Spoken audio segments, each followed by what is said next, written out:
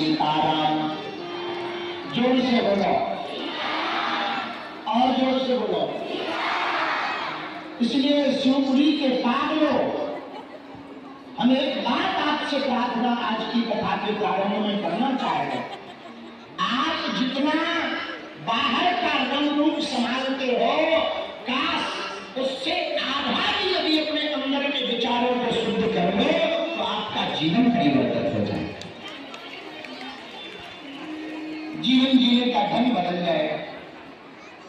दुख भी बाहर नहीं है, अंदर है, और सुख भी बाहर नहीं है, अंदर है। जैसे मन में कामना करो कि हम कथा में गए हैं, हमें आगे बैठने मिलेगा, हम नहीं मिला चलो दुखी हो गए कि नहीं।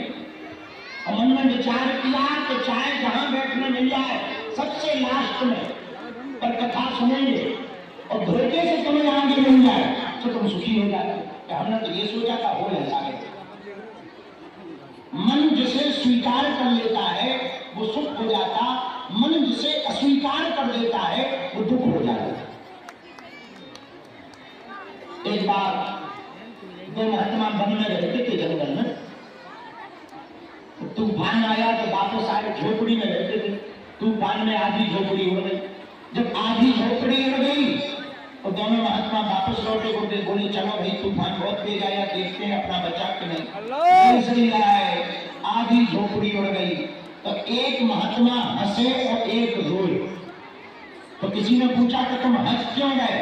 अरे बोले भगवान की बड़ी कृपा है, इतना तेज तूफान चला फिर भी आधी झोपड़ी बच गई। भगवान को हमारी चिंता थी कि रात कैसे हो जाएंगे, इसलिए हम हंस रहे हैं। दूसरा महात्मा रो रहा था, बोले तुम रो क्यों है? अरे बोले बताओ तो भगवान को शर्म नहीं आती है, हम इतना भजन करते हैं फिर भी आधी झोपड़ी उड़वा है। एक ही जगह एक हंस रहा है, एक रो रहा है, दोनों के विचार अलग अलग, इसलिए एक हंस रहा है, एक रो रहा है। मन की वृत्ति में एक ने कामना रख रखी इसलिए दुखी है, एक निष्काम हो गया सो सुखी है। अब दूसरी बात सुन। एक जजमान के घर दो पंडित जी गए पूजा कराने के लिए। दोनों वापस लौटे, एक रो गए एक हंसे। तो किसी ने कहा महाराज एक ही यजमान के घर दोनों ब्राह्मण गए, एक रो रहे एक हंस रहे, कारण क्या है? पंडित जी बोले भैया पूछो मत। तो जो रो रहे थे उनसे पूछा कि तुम रो क्यों रहे?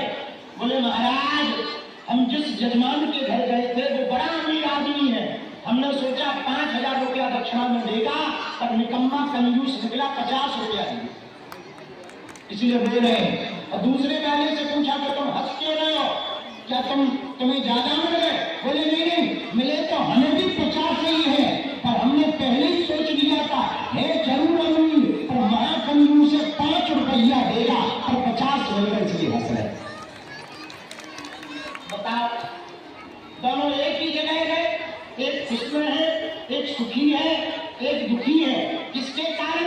मन की वृत्ति के कारण। एक ने मन की वृत्ति में चाहा ऐसा हो, वैसा नहीं हुआ सो दुखी हो गया। एक ने चाहा ऐसा होगा ही नहीं और हो गया सो सुखी होगा। अपनी जिंदगी को भी यदि तुम सुखमय व्यतीत करना चाहते हो मेरे पागलों, आज की कथा का एक सूत्र नोट कर लो। जिंदगी में सबसे कम इच्छा रखो, कम इच्छा।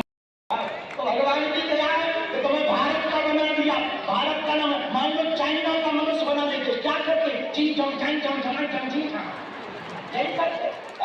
भगवान की दया भारत का अच्छा भारत का बनाया सो ठीक है, और ये विचार करो सनातन धर्म का बनाया, ये भी तो भगवान की कृपा है। मान लो तुम उन वालों में हो जाते तो पढ़ लिख के भी तुम बन नहीं हो, नेता आ रहा है धोखे से तुम उन वालों में हो जाते, समझ जाओ। अब अपन को FIR थोड़ी खानी है। अगर उन वालों में हो जाते तो क्या करते?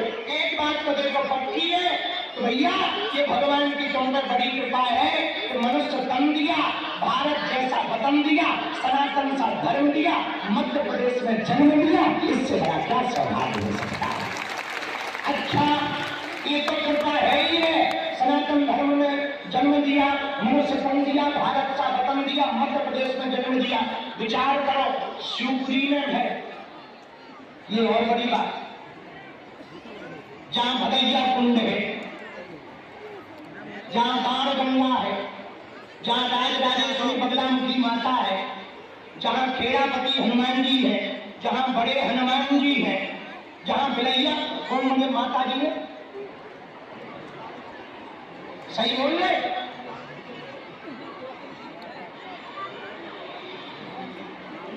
काली माता।